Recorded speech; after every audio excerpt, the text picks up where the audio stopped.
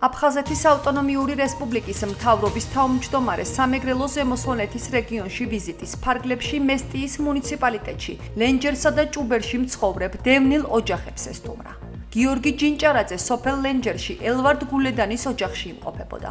იგი დევნილ მეუღლესთან, ლალით საავასთან და შეზღუდული შესაძლებლობის მქონე შვილებთან ერთად ცხოვრობს.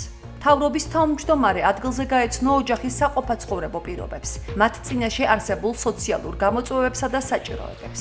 ოჯახის საჭიროებების გათვალისწინებით გიორგი ჯინჭარაძემ მათ ერთჯერადი ფინანსური დახმარება და ინფრასტრუქტურული პრობლემების მოგვარებაში მხარდაჭერა აღუთქვა.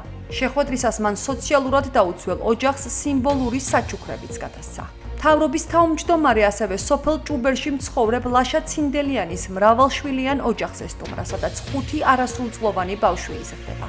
გიორგი ჯინჭარაძე გაეცნო მათ წინაშე არსებულ პრობლემებს და შესაბამისი მხარდაჭერის გაწევას დაჰყვირდა. აფხაზეთიდან დევნილ ოჯახებში ვიზიტისას მთავრობის თავმჯდომარესთან ერთად იმყოფებოდნენ აფხაზეთის ავტონომიური რესპუბლიკის იძულებით გადაადგილებულ პირთა მინისტრი დავით ფაცაცია და სამეგრელო ზემო სვანეთის რეგიონში აფხაზეთის ავტონომიური რესპუბლიკის მთავრობის წარმომადგენლობის ხელმძღვანელი კოტე ბასარია. გიორგი ჯინჭარაძის თქმით, დევნილი მოსახლეობის, განსაკუთრებით კი მოწყვლადი ჯგუფების მხარდაჭერა და მათზე ზრუნვა აფხაზეთის მთავრობის უმთავრესი პრიორიტეტია, რაც მომავალშიც აქტიურად გაგრძელდება.